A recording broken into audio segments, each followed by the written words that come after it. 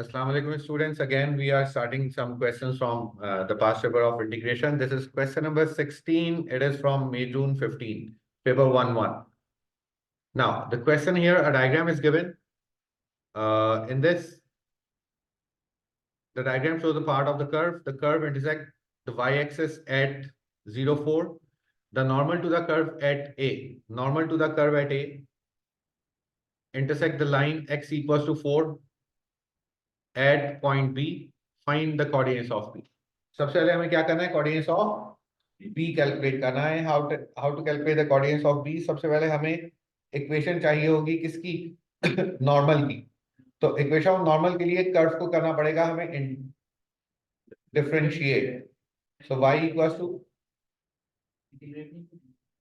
Integration से तो area आता है, डिफरेंशिएट करेंगे तो ग्रेडियंट आएगा. y equals to 8 3x plus 4 whole power minus half. इसको ऊपर लेकर आ गए. अब हम कर रहे हैं differentiate. So dy over dx क्या हो गया बच्चों?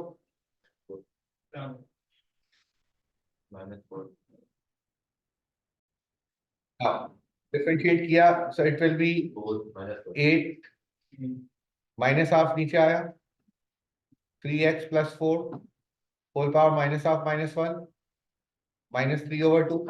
बेस का डेरिवेटिव साथ में 3, derivative of the base. So dy over dx क्या होता है? Gradient of tangent. Gradient of tangent कितना हो गया? 2 4 8 minus 12 upon 3x plus 4 power 3 upon 2. अब आप देखिए नॉर्मल ए से पास कर रहा है तो कोऑर्डिनेट्स रख दीजिए. x को 0 रख दीजिए अगर, तो gradient of tangent at A, gradient of tangent at A कितना आ जाएगा? x को अगर 0 रख दें, 4 की पावर 3 अपॉन 2 कितना होता है? 8. तो माइनस 12 ओवर 8 कितना हो गया? Minus 3 over 2. तो ग्रेडियंट ऑफ नॉर्मल क्या हो गया? ग्रेडियंट ऑफ नॉर्मल क्या हो गया? 2 ओवर 3. अब नॉर्मल की इक्वेशन हम बनाएंगे by using y minus y1. y1 कितना है? 4 equal to m 2 upon 3 x minus x1 कितना है? 0. 3 cross multiply 3y minus 12 equals to 2x. So 3y equals to 2x plus 12. ये आ गई किसकी इक्वेशन? नॉर्मल की इक्वेशन. यस और नो? ना. दूसरी इक्वेशन जिससे नॉर्मल टकरा रहा है वो क्या है? x equals to 4. x equals to 4. x को अगर मैं 4 रख दूं तो क्या मेरे पास b के कोऑर्डिनेट्स आ जाएंगे? x तो 4 है, y कितना आ जाएगा अगर x को 4 रखते हैं हम? 12 प्लस 8 20 डिवाइडेड बाय 3 कितना आ गया? 20 डिवाइडेड बाय 3. y के कोऑर्डिनेट्स आ गए 20 डिवाइडेड बाय 3. ये आ गए b के कोऑर्डिनेट्स. Any confusion? बात आ रही है समझ में? Hopefully it is clear. In the second part, जी भाई सेकंड पार्ट स्टार्ट करें.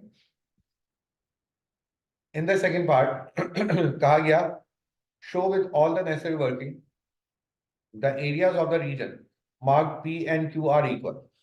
हमें एरियाज कैलकुलेट करना है P और Q के, और फिर ये प्रूफ करना है कि दे आर इक्वल. चेक करते हैं. अब curve area under the curve क्या बन रहा है? P. तो कर्व को इंटीग्रेट कर दीजिए. कहां से कहां तक? 0 से लेकर 4 तक. 0 से लेकर 4 तक कर्व को इंटीग्रेट कर दीजिए.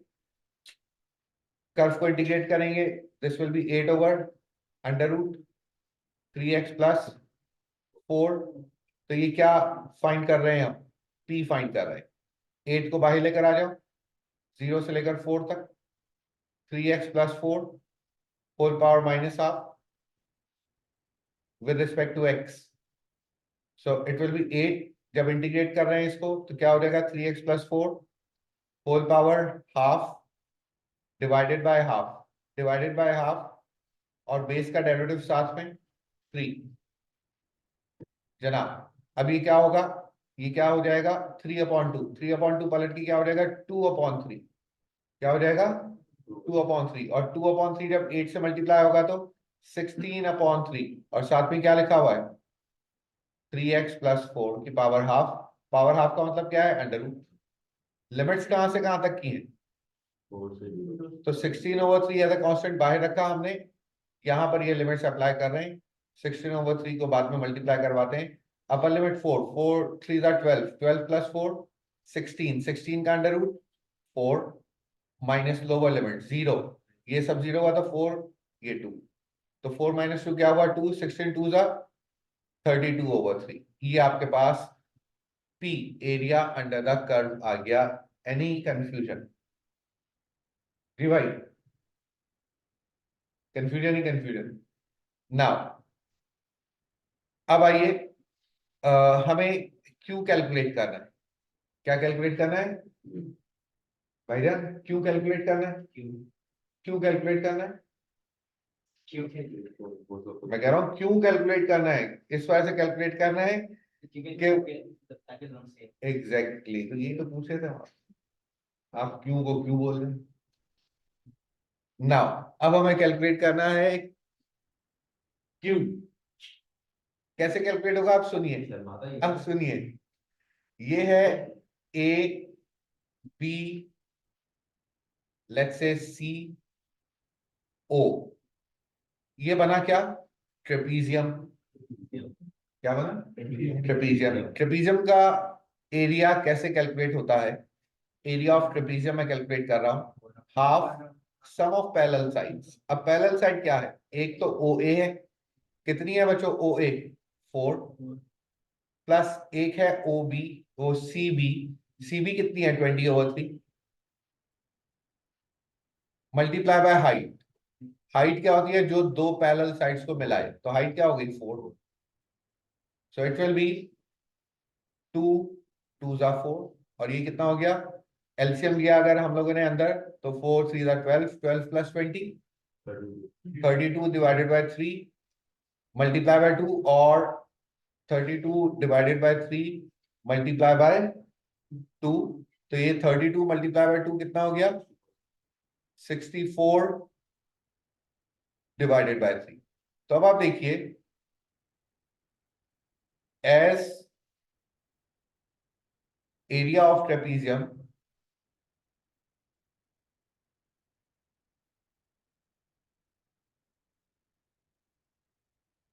is twice of P. Therefore, area of P is equal to area of Q, which we have to prove. आ रही है बात समझ में? Any confusion? That's great. Now, students, question number 17. क्या कहा गया? F dash of x, differentiated equation आपको दी गई। आपसे कहा गया equation of the curve calculate करें, तो हमें क्या करना होगा? इसको इंटीग्रेट करना होगा।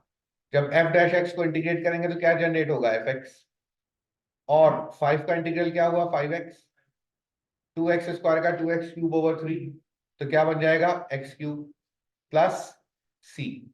अब कोऑर्डिनेट्स आपको दिए गए 3 और 5, fx की जगह पर हम क्या रखेंगे? 5, और x की जगह पर हम क्या रखेंगे? 3, तो 5 3 जा 15 माइनस 3 का cube 27 plus c, 15 minus 27 12 minus 12, जब उधर जाएगा तो 12 प्लस 5 कितना हो गया? 17। तो therefore equation of the curve is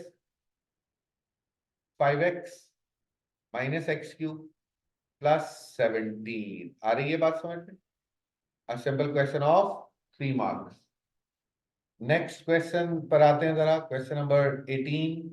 question number 18, the equation of a curve, the equation of a curve is y equal to 4/2x - 1। अब हमसे पूछ लिया करें ना, शुरू नहीं ना, नहीं ऐसे ही, y equal to 4/2x - 1,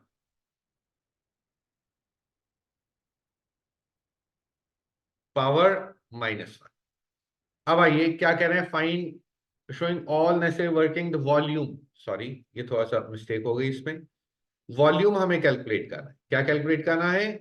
volume. Limit क्या दी गई है? 1 से लेकर 2 तक। वॉल्यूम कैलकुलेट करने के लिए आपको बताया था पाई 1 से लेकर 2 y square dx with respect to x integrate होगा, राइट? क्योंकि अराउंड x एक्सिस, जिसके अराउंड होता है उसके रिस्पेक्ट से इंटीग्रेट होता है। तो जनाब पाई इंटीग्रेट किया आपने, y की वैल्यू क्या है 4/2x - 1 होल स्क्वायर dx। जनाब अब आइए लिमिट्स 1 से लेकर 2 तक। 4 का स्क्वायर 16 बाहर आ गया, 16 पाई 1 से लेकर 2 2x - 1 होल पावर -2 dx। आ रही है बात समझ? फिर क्या करेंगे जनाब, अब इंटीग्रेट करेंगे 16 पाई, जब इंटीग्रेट करेंगे तो ये हो जाएगा 2x - 1 whole power -2 + 1 is -1 divided by -1, base का डेरिवेटिव 2।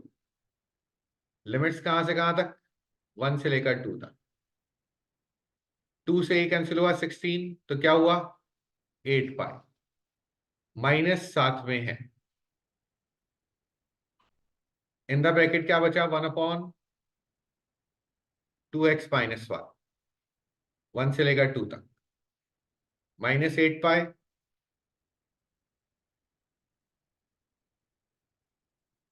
लिमिट्स लगाएंगे तो 1/अपर लिमिट 2 जब आएगी 2 to the 4 4 - 1 3 minus lower limit 1 लगाएंगे तो 1/1,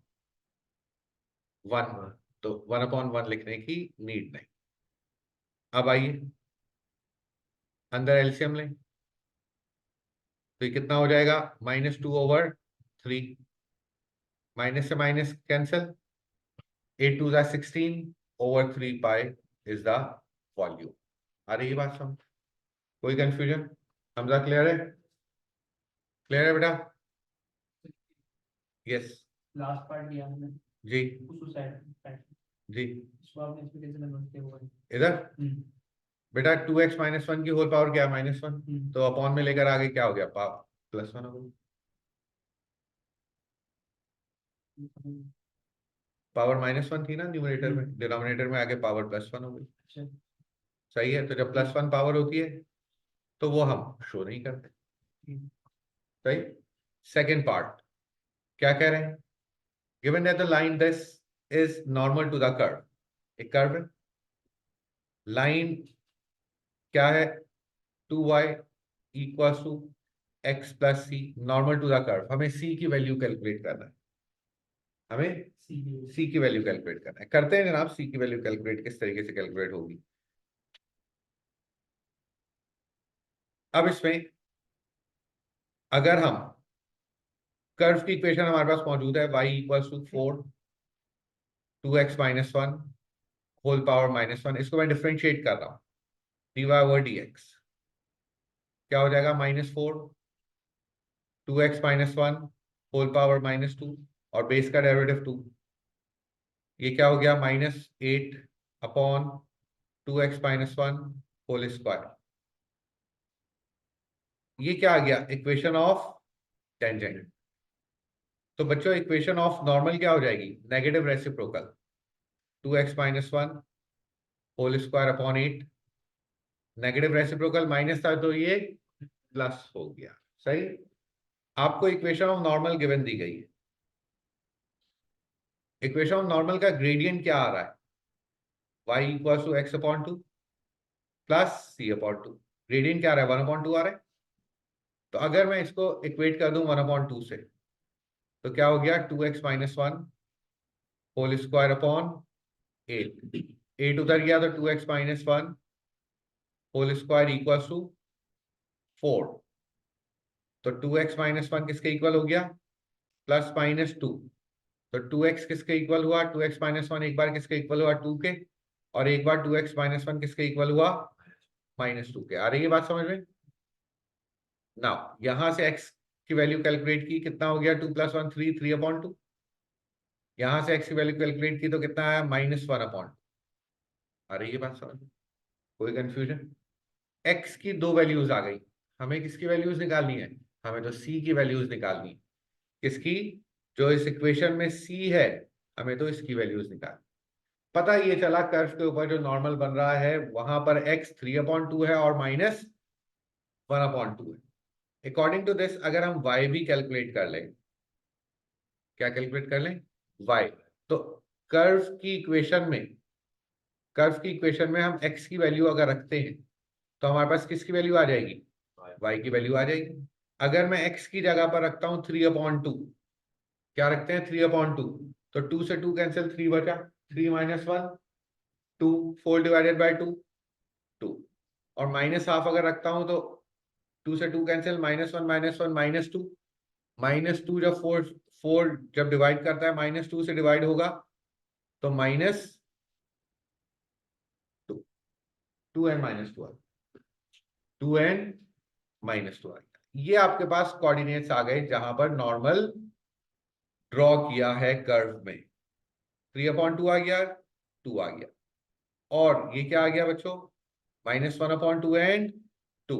नॉर्मल की इक्वेशन क्या है, 2y equal to x plus c, 2y equal to x plus c, तो सी किसके इक्वल हो गया, x -2, sorry 2y minus x, c किसके इक्वल हो गया, x को उधर लेकर जा रहे हैं, 2y माइनस एक्स। तो एक बार ये वाले कोऑर्डिनेट्स रखो, 2y की जगह पर 2 माइनस एक्स की जगह पर 3/2, तो आंसर क्या आएगा, 4 4 टू 8 8 माइनस 3 5 5/2। एक सी का ये आया आंसर, और दूसरा सी का आंसर क्या आया, 2y की जगह पर 2 और x की जगह पर -1/2, तो ये प्लस हो गया, +1/2, तो 4 2 8 और एक 9/2। These are the two values of c. आ रही है बात समझ में। क्वेश्चन कितने मार्क्स का दिया गया आपको, 10 मार्क्स का टोटल क्वेश्चन आपको दिया गया। Is this clear. हमने पहले क्या किया, ग्रेडियंट निकाला नॉर्मल का, नॉर्मल का ग्रेडियंट इक्वेशन से कैलकुलेट किया, इक्वेट किया, एक्स की वैल्यूज आ गई, एक्स की वैल्यूज को क्वेश्चन में रखकर वाई की वैल्यूज निकाली, एक्स और वाई दोनों को नॉर्मल की इक्वेशन में रखकर सी की वैल्यू कैलकुलेट कर दी। Is this clear, that's great. This is question number 18. Now students, question number 19, again a differentiated equation is given and we have to calculate the equation of the curve. Integrate करेंगे तो क्या हो जाएगा बच्चों, y equal to half 2x plus 1 की power half plus 1 3/2 divided by 3/2, base का derivative 2, तो y equal to 2 से 2 cancel, 1/3 times 2x plus 1 whole power 3/2 plus c, 4 and 7 रख देंगे, y की जगह पर 7, x की जगह पर क्या आ जाएगा 4, तो 4 टू 8 8 प्लस 9 9 की पावर 3/2 प्लस सी, तो सी कितना हो गया 7 माइनस 1/3, 9 की पावर 3/2 कितना होता है 27, सो 7 माइनस 9 कितना आ गया -2। therefore equation of the curve is 1/3 times 2x plus 1 power 3/2 minus 2. Is this clear? 4 marks. Now question number 20. क्या है जनाब क्वेश्चन नंबर 20 में, डायग्राम आपको गिवन दी गई, आपसे कहा in the first part find the equation of the tangent AC। AC की इक्वेशन निकालनी है, सिंपल क्वेश्चन। डिफरेंशिएट किया जाएगा कर्व की इक्वेशन को, y equals to 9 + 6x - 3x², तो dy और dx क्या हो गया 6 - 6x, ठीक है जी, 6 - 6x, तो ग्रेडियंट ऑफ टेंजेंट क्या आ गया, x की जगह पर रखेंगे 2, तो 6 - 6 × 2 आंसर कितना आ गया -6, so y - y1 equal to m x - x1 कितना है 2, so y - 9 equal to -6x plus 12 and y equal to -6x plus 21। This is the equation of tangent. हमें क्या कैलकुलेट करना है, x कोऑर्डिनेट्स ऑफ c, तो y को अगर हम 0 रख देते हैं इक्वल टू -6x प्लस 21, तो x क्या हो जाएगा 21/6, तो c के कोऑर्डिनेट्स क्या आ गए 21/6, 0। क्लियर, क्लियर है बेटा। आगे हमें शेडेड रीजन कैलकुलेट करना, क्या कैलकुलेट करना है?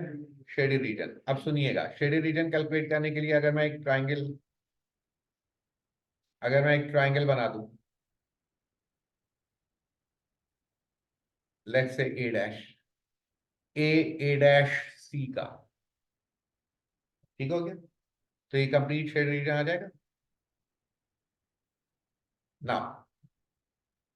सेकेंड पार्ट, A1 क्या हो जाएगा? Half base. बेस कितनी है बच्चों? सी के कोऑर्डिनेट्स क्या, एक्स कोऑर्डिनेट क्या है? 21/6, और ए का एक्स कोऑर्डिनेट क्या है? 2 लिखा हुआ है ना। ए डैश का एक्स कोऑर्डिनेट 2 है।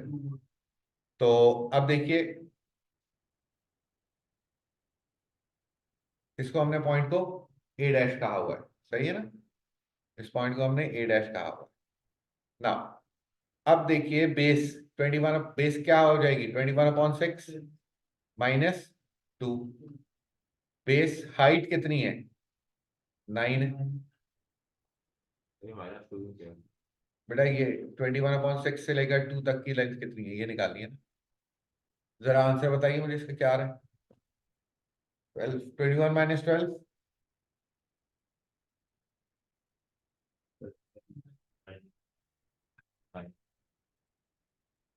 आंसर, कंप्लीट आंसर बता दो। A1 आ गया 27/4। अब A2, area under the curve तो एक्स्ट्रा आ गया ना, तो वो A2 आप कैलकुलेट कर लीजिए। कहां से कहां तक? 2 से लेकर 3 तक। कर्व की इक्वेशन क्या है? 9 + 6x - 3x²। इंटीग्रेट करते हैं इसको, 3x² - x³। कहां से कहां तक? 2 से 3 तक। ये इंटीग्रेट कर दिया इक्वेशन को, right? So it will B upper limit 9 3 27 plus 9 3 27 minus 3³ 27 minus lower limit 9 2 18 plus 4 3 12 -8। Answer बताइए।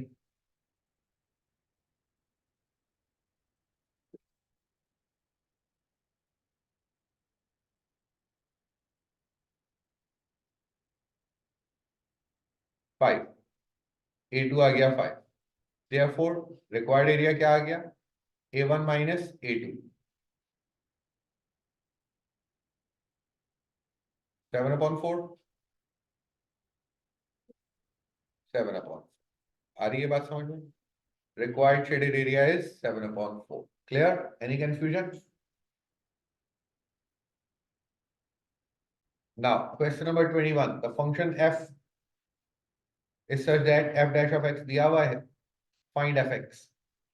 Find fx. इसको इंटीग्रेट करें आप, तो fx क्या हो गया? 3x³ / 3x³ - 7x + c। कह रहे हैं f of 3 = 5। 5 होगा जब x की जगह पर 3 आएगा, तो 3³ 27, 7 3 21 प्लस c। c कितना हो गया? 5 - 6। c कितना हो गया? -1। Therefore fx = x³ - 7x - 1। आ रही है बात समझ में? कोई confusion? No. Now question number 22. Again a diagram is given. Curve की इक्वेशन दी गई है आपको। The line PQ intersect the x-axis at Q, and what is this PQ? Show that PQ is normal to the curve. Show that PQ is normal to the curve. देखते हैं भाई, curve की equation क्या है हमारे पास? y = 1 + 4x की power half. तो y dash क्या हो जाएगा? हाफ 1 + 4x की पावर -हाफ, बेस का डेरिवेटिव 4। तो क्या हो गया? 2 2 * 4। आंसर क्या आया? 2/1 + 4x की पावर हाफ। ये क्या है? Gradient of tangent. क्या है जनाब? Gradient of tangent. तो जनाब ग्रेडियंट ऑफ नॉर्मल क्या हो जाएगा? 1 प्लस 4x की पावर हाफ डिवाइडेड बाय 2। और अगर मैं पी क्यू का ग्रेडियंट निकाल लूं, gradient of P Q, y2 minus y1 over x2 minus x1, तो क्या हो जाएगा -5 ओवर 8 माइनस 6 2। ये ग्रेडियंट ऑफ नॉर्मल आ गया। तो ग्रेडियंट ऑफ नॉर्मल की जगह पर मैं लिख रहा हूं -5.2 इक्वल टू -1 प्लस 4x की पावर हाफ डिवाइडेड बाय 2।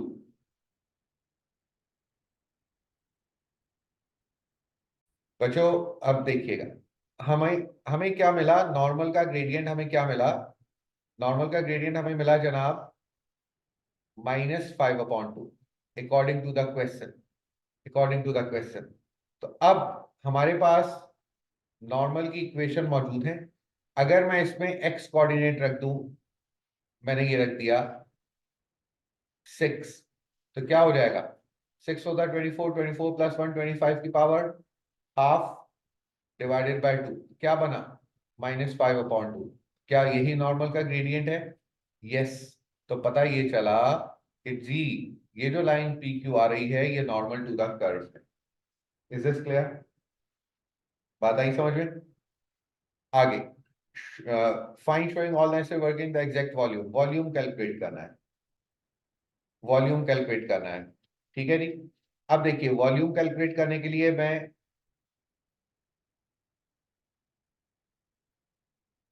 ये दो चीजें मिलकर वॉल्यूम बना रही है, एक कर्व और एक लाइन, एक कर्व और एक लाइन। अब हम क्या कर रहे हैं, V1 इंटीग्रेट करेंगे कर्व को, कहां से कहां तक, 0 से लेकर 6 तक, 0 से लेकर 6 तक। बाय हेयर कर्व की इक्वेशन क्या है, 1 प्लस 4x की पावर हाफ, तो स्क्वायर होने के बाद क्या हो जाएगा 1 प्लस 4x। आ रही है बात समझ, आ रही है बात समझ में? यहां से लेकर यहाँ ओरिजिन से 6 तक है, इस वजह से ना। पाई ऐसे ही रहा, इंटीग्रेट कर रहे हैं हम, तो क्या हो जाएगा x plus 4x square by 2 मतलब 2x स्क्वायर। और लिमिट्स कहां से कहां तक, 0 से लेकर 6 तक। पाई ऐसे ही रहा, upper limit 6 plus 6 plus 36 multiply by 2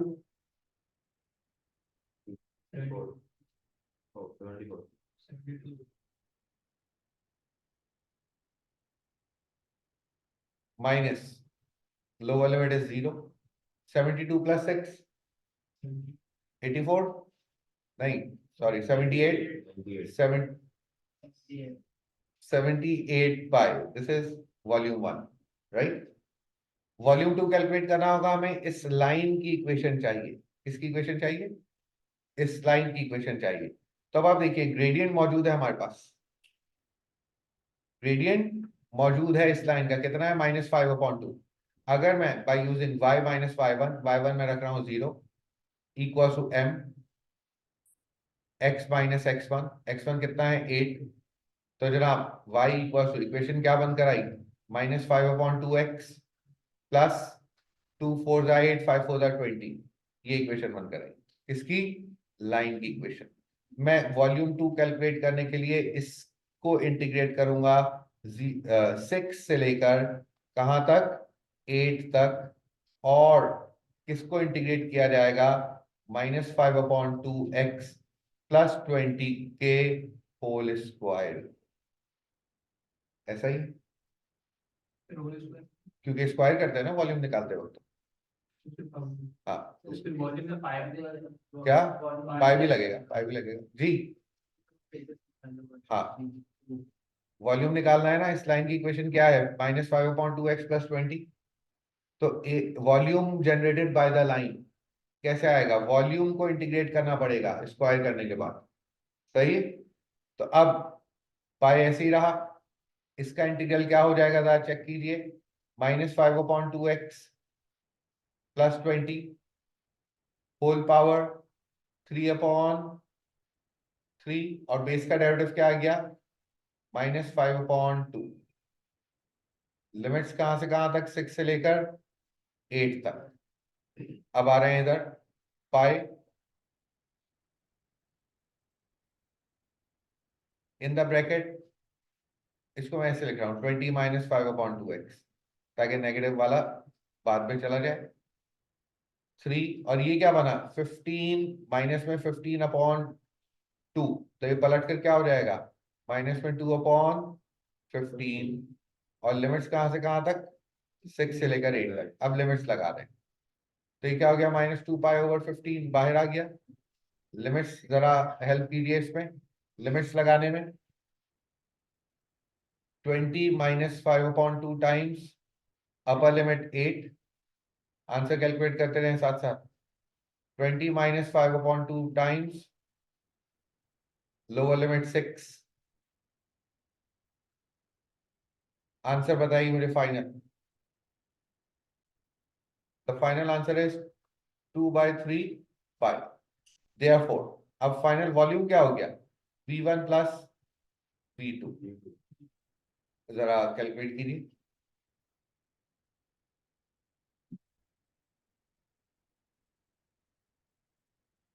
V1 कितना है 78π।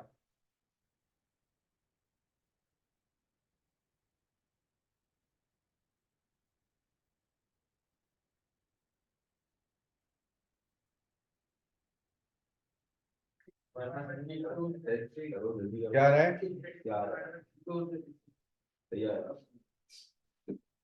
now, so the final answer is 236/3π.